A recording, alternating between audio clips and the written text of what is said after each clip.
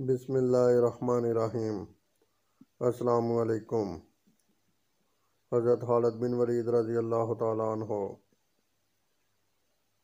قسط نمبر 6۔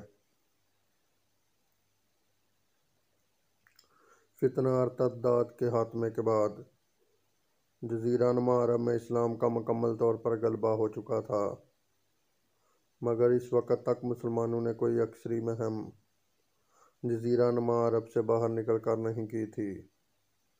اس کے لیے غیر معمولی فراست، تدبر اور جرأت کی ضرورت تھی۔ ایرانی سلطنت کے جو کئی صدیوں سے قائم و دائم تھی، اب اس کے خلاف ایک مہم روانہ کی جانی تھی۔ اس کے لیے حضرت خالد بن ولید سے بہتر انتخاب ہو ہی نہیں سکتا تھا۔ یہاں ایک بات بہت اہم ہے۔ جنگی قانون کا بنیادی پہلو یہ ہے کہ جب ایک ملک دوسرے ملک پر حملہ کرتا تھا تو اکثری تناسب 5 بمقابلہ 1 یا کم از کم 3 بمقابلہ 1 ہونا چاہیے، یعنی آپ کی فوج دشمن کی فوج سے 5 گنا یا کم از کم 3 گنا زیادہ ہونی چاہیے، تاکہ اس کے دفاع کو روندنے کے بعد آپ کے پاس اتنی اضافی فوج موجود ہو کہ آپ اس کے ملک پر قبضہ کر کے اس کا نصب و نسق چلا سکیں۔ دنیا کی تمام فوجیں آج بھی اسی حکمت عملی پر عمل کرتی ہیں۔ ویڈیو اچھی لگے تو ویڈیو کو لائک اور شیئر کر دیجیے گا اور چینل کو سبسکرائب کر دیجیے گا۔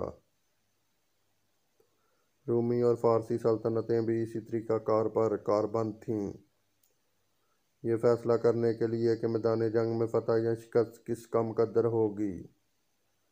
ان کے نزدیک بھی عددی اور عسکری برتری بہت اہمیت کی حامل تھی۔ ان کے تمام جرنیل اپنی فوجی اور عسکری حکمت عملی کی بنیاد اسی بنیاد پر رکھتے تھے کہ عددی برتری کس کے پاس ہے اور فوجی ہتھیار اور ساز و سامان کس کے پاس زیادہ ہے۔ ایک بہت بڑا عذر کہ جو مسلمانوں کے حق میں جاتا تھا وہ یہ تھا کہ روم اور ایران ایک دوسرے سے لڑ لڑ کر تھک چکے تھے۔ کئی برس سے ان کی آپس میں خون ریز جنگیں چل رہی تھیں۔ سلطنت فارس کے حوالے سے ایک اور اہم عذر یہ تھا کہ وہاں طوائف الفرقی پھیلی ہوئی تھی، اس کا مرکز کمزور ہو چکا تھا اور صوبے بکھر رہے تھے۔ اگرچہ ابھی بھی افواج فارس بہت بڑی طاقت کی صورت میں اپنی جگہ موجود تھی، لیکن ان کا مرکز کمزور ہونے کی وجہ سے ایسی فیصلہ سازی کے جو ایک مضبوط سلطنت کو اکٹھا رکھنے کے لیے ضروری تھی، اس کا فقدان تھا۔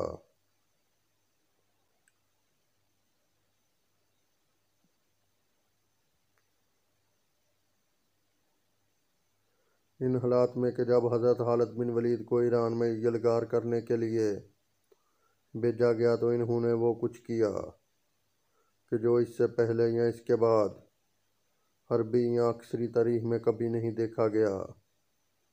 انہوں نے تمام جنگی قوانین نئے انداز سے لکھے۔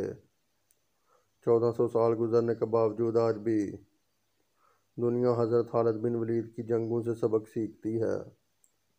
اس میں کوئی شبہ نہیں کہ بعد میں آنے والے مسلمان سلطنتوں نے سیدنا خالد بن ولید کی اتنی قدر نہیں کی کہ جتنی مغربی دنیا اپنے سپہ سالاروں اور جرنیلوں کی کرتی ہے۔ حقیقت یہ ہے کہ دنیا کے بڑے بڑے جرنیل اور سپہ سالار مثلا سکندر اعظم، بینی بال چنگیز خان، تیمور، حتیٰ کہ جدید دور کے نامور جرنیل بھی جیسے رومیل ڈگلس، میکارتھر وغیرہ شامل ہیں، سیدنا خالد کے سامنے طفل مکتب نظر آتے ہیں۔ جب مسلمانوں نے عراق، جو اس وقت سلطنت فارس کا صوبہ تھا، پر حملہ کیا تو جو فوج بھی مسلمانوں کے مقابلے پر آئی وہ کم از کم 5 گنا بڑی ہوتی۔ حالانکہ جنگی اصول یہ تھا کہ یلغار کرنے والی فوج کو 5 گنا زیادہ ہونا چاہیے، لیکن یہاں دفاعی فوج 5 گنا زیادہ ہوتی۔ اس کے علاوہ مسلمانوں کے پاس عسکری وسائل، ساز و سامان اور ہتھیاروں کا تناسب بھی خطرناک حد تک کم ہوتا۔ مسلمانوں کی وہ فوج ایک غیر معمولی فوج تھی۔ کہ جس میں نہ کوئی افسر تھا نہ کوئی جوان۔ جس کی ضرورت ہوتی اس کو افسر لگا دیا جاتا، جب وہ معذول ہوتے تو سپاہیوں کی صف میں آ جاتے۔ یہ تمام فوج جذبہ جہاد سے سرشار اور رضاکار فوج تھی۔ اس فوج کے پاس اتنی بڑی مہم کے لیے نہ جنگی سازوسامان تھا اور نہ ہی وسائل۔ جس کو گھوڑا مل گیا وہ گھوڑے پر سوار ہو گیا، جس کو اونٹ مل گیا وہ اونٹ پر بیٹھ گیا۔ ان کے پاس تیر اندازی کے لیے سامان، تلواروں اور نیزوں کے علاوہ کوئی جدید بھاری جنگی سازوسامان بھی نہ ہوتا۔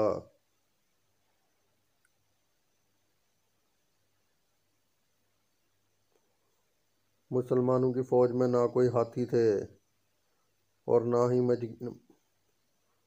منجنیقیں، نہ ہی گھوڑوں سے چلنے والی جنگی رتھ۔ فوج کے پاس کوئی باقاعدہ یونیفارم بھی نہیں تھے، فقط پھٹے پرانے کپڑے، یہاں تک کہ ڈالیں بھی نہ ہونے کے برابر تھیں۔ بعض اوقات تو تلواریں بھی بغیر نیام کے ہوتیں۔ ان کے گرد صرف کپڑا لپیٹا ہوتا۔ اندازہ کیجئے یہ وہ فوج تھی کہ جو سیدنا خالد بن ولید کی قیادت میں جزیرہ نما عرب سے نکل کر دنیا کی عظیم ترین سلطنت فارس کو چیلنج کرنے جا رہی تھی۔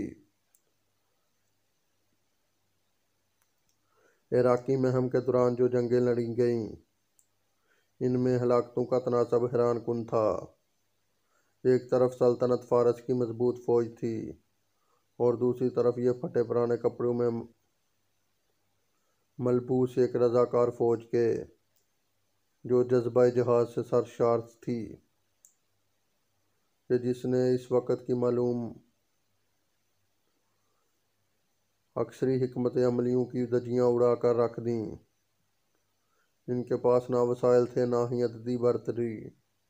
یہ جنگ بھی اپنے وطن سے سینکڑوں میل دور جا کر لڑ رہے تھے، کہ جس کی وجہ سے رسد اور کمک کا راستہ بھی خاصا طویل ہو گیا تھا۔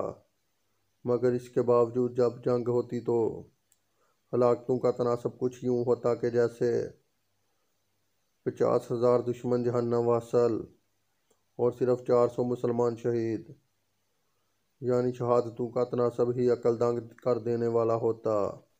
آج تک دنیا کے تمام عسکری ماہر یہ سمجھنے سے قاصر ہیں کہ اس قدر قلیل فوج کے ساتھ مسلمان کس طرح اتنی بڑی تعداد میں دشمنوں کو ہلاک کرنے کے قابل ہوتے تھے، جبکہ ان کا اپنا نقصان نہ ہونے کے برابر ہوتا۔ دنیا کا کوئی سپہ سالار یا جرنیل تاریخ کے کسی بھی دور میں ایسی مثال پیش نہیں کر سکتا کہ جیسی خالد بن ولید نے کر کے دکھائی۔ تو یہ تھی آج کی ویڈیو۔ میں امید کرتا ہوں آپ کو یہ ویڈیو پسند آئی ہوگی۔ آپ کو یہ ویڈیو کیسی لگی کمنٹ کر کے ضرور بتائیے گا۔ ویڈیو اچھی لگی تو ویڈیو کو لائک اور شیئر کر دیجیے گا اور چینل کو سبسکرائب کر دیجیے گا اور ساتھ میں گھنٹی کی علامت کو دبا دیجیے گا تاکہ ہماری ہر آنے والی نئی ویڈیو آپ تک بآسانی پہنچ سکے۔ ملتے ہیں اگلی ویڈیو میں، تب تک کے لیے اللہ حافظ۔